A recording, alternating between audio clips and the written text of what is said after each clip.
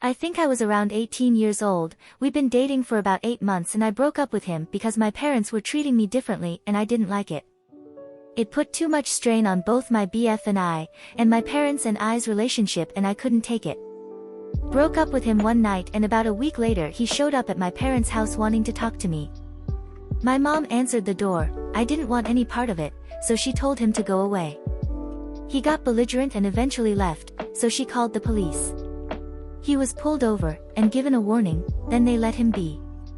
Dad was at work, Mom took sister somewhere, and I was playing Mario Party 8 on my Wii at home. There was a knock at the back door and I looked through the glass from the couch and he was there looking and trying to talk to me. Again, I didn't want any part of it so I ignored him. He got mad and shouldered the door. The frame cracked. He did it again and the door burst open.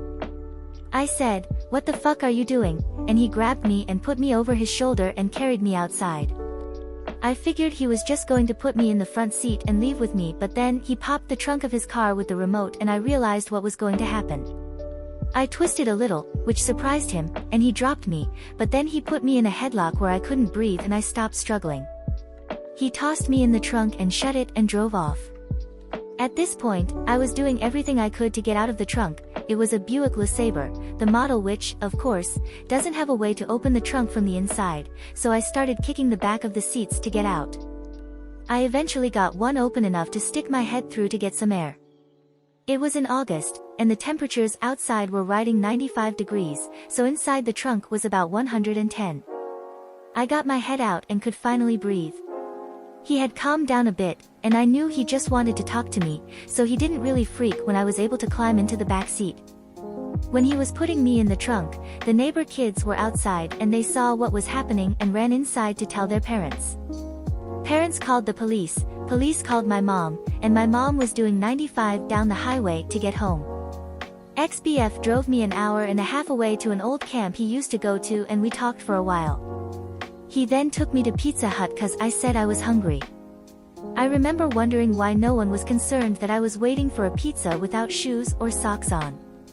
Because no one said anything, I figured my parents hadn't realized what had happened yet. Little did I know, an Amber Alert had already been issued.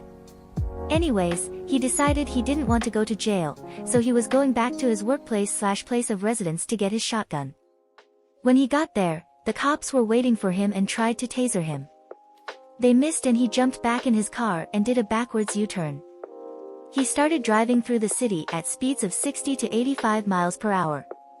If you've never been in a high-speed police pursuit, let me tell you, it's a rush. So much adrenaline. Anyways, he was going to get on the highway but the police had it blocked off with spike strips so he turned onto a back road that dead-ended.